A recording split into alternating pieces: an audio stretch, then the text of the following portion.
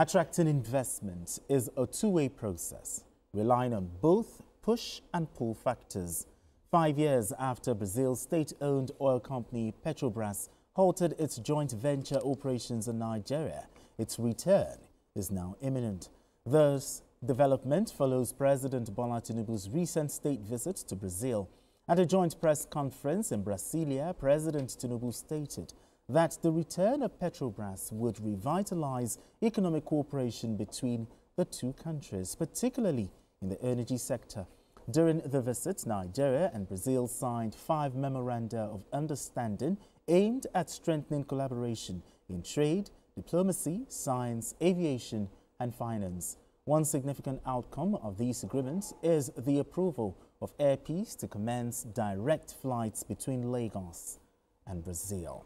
Kaidi, the president calling for the return of Petrobras to Nigeria, and also eloquently talked about the gains of the reforms of his administration. But do you think the president struck all the right notes? I think this is one of the most advantageous visits that I can actually pinpoint. And I think the team was well selected in terms of having the right set of ministers in that conversation and looking at what they are coming home with.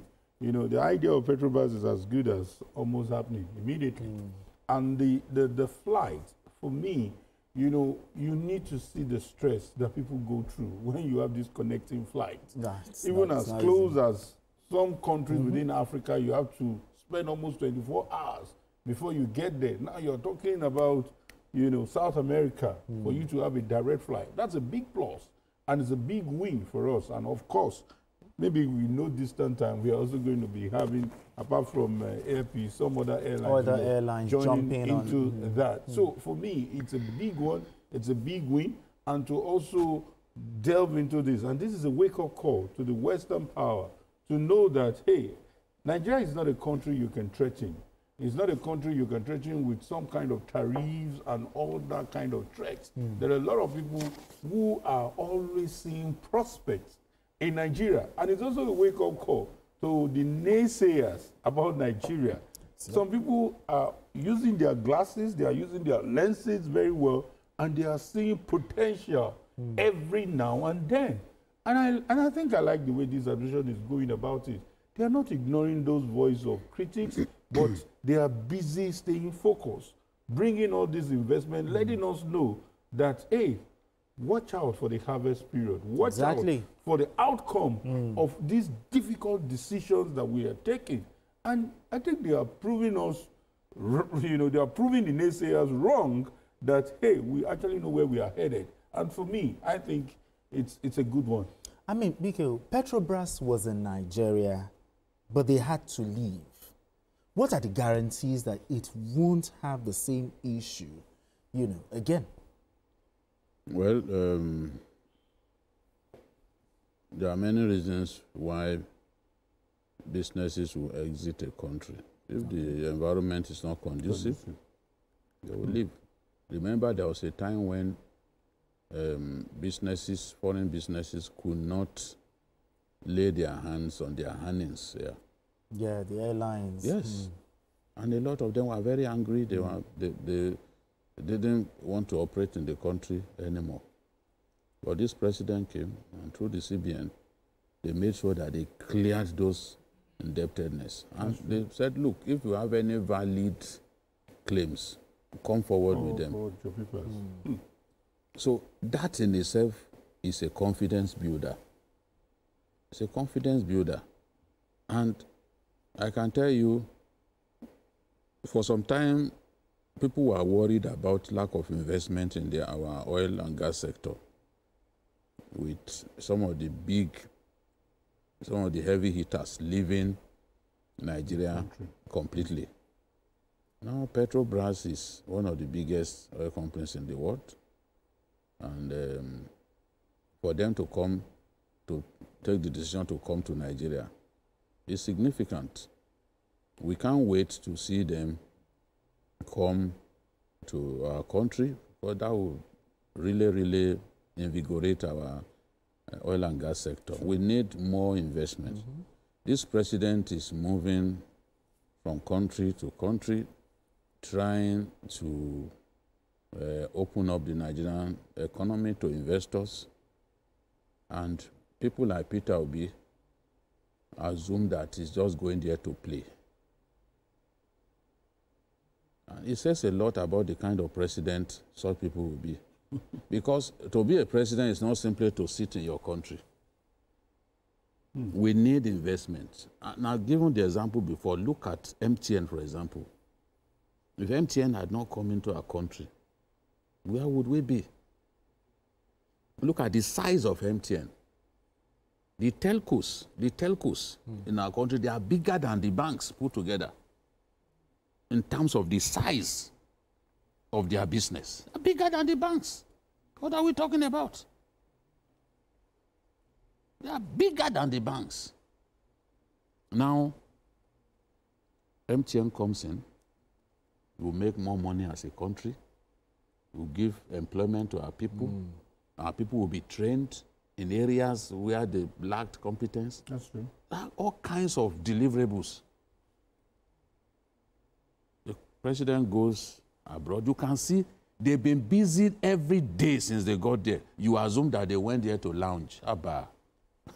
If people, and the unfortunate thing about those who have made up their minds in Nigeria that they will be incurable naysayers is that even when they see good things happening, they shut their ears to it. You know, when you are a footballer, you went to play in at the grounds of the opponent. Maybe you know the biggest rivalry in England is Liverpool and Manchester United. They hate each other to death.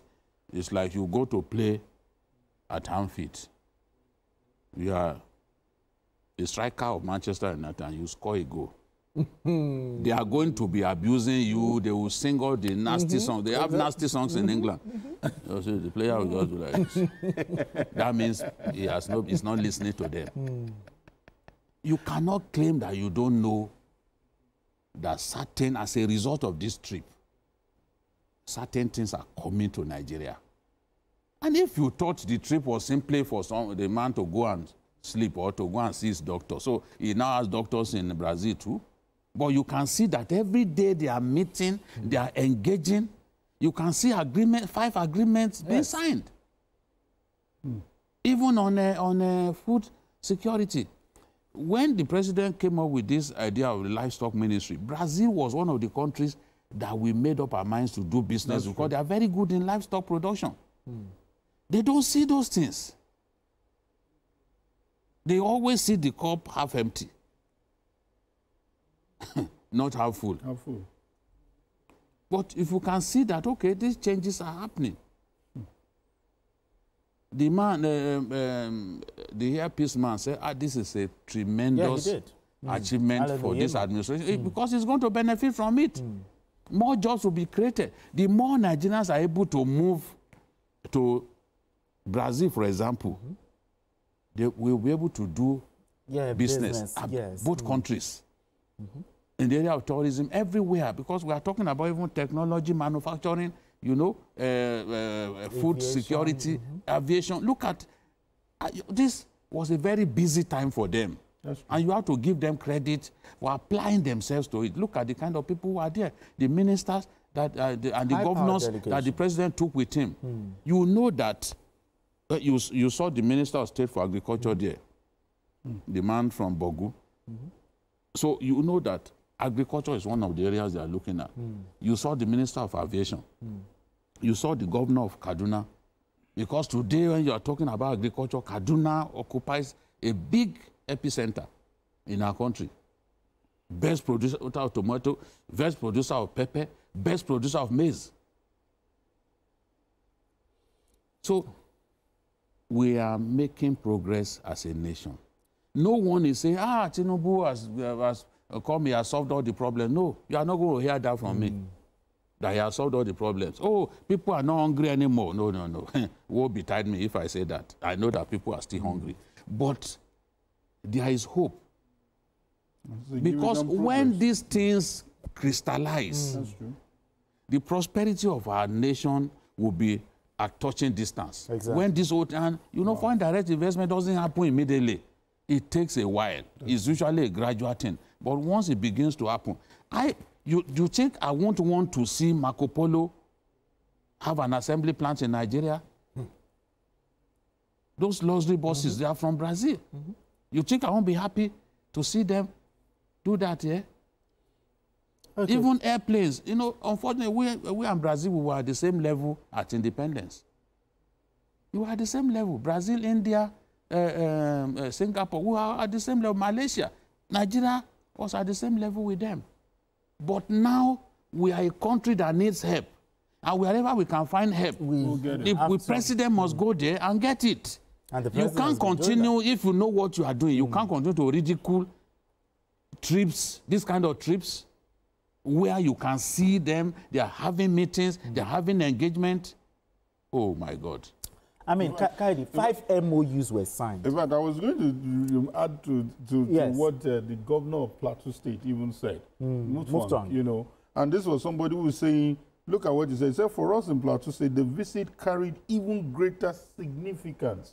He said, recently, Plateau was chosen as one of the 6 states in Nigeria to host a regional hub of the green imperative that is costing $1.1 billion project under the Nigeria-Brazil partnership.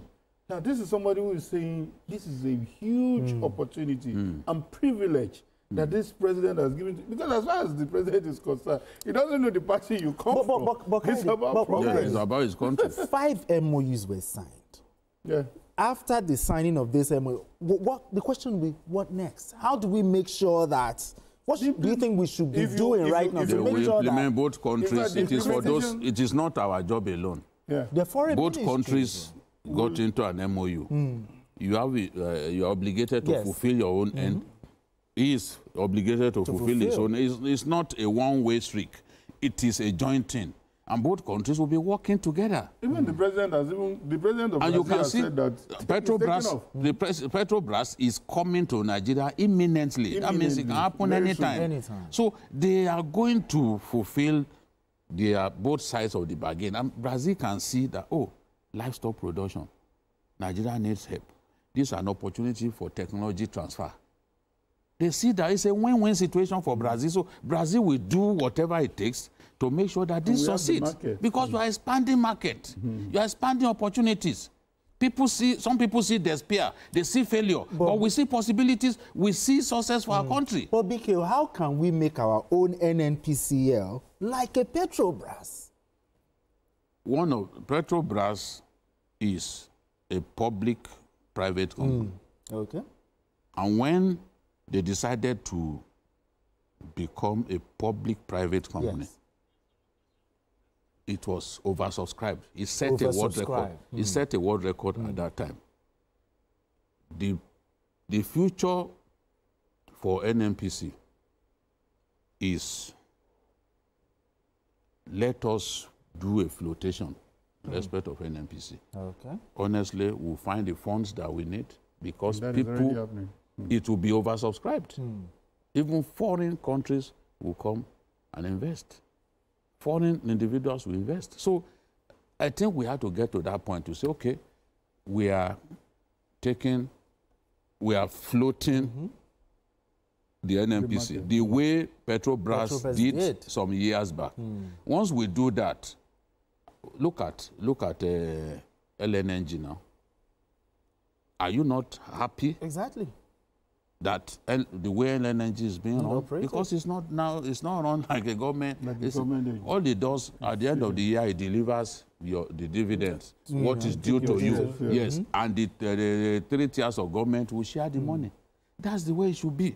I can tell you that if we do that for NNPC, the corruption will reduce drastically. I'm not saying there's no corruption in Petrobras anymore. You won't hear that from me. But it will reduce drastically because the way it's going to be run will change totally. You now know that this is a pure business designed to deliver dividends to its owners. Absolutely.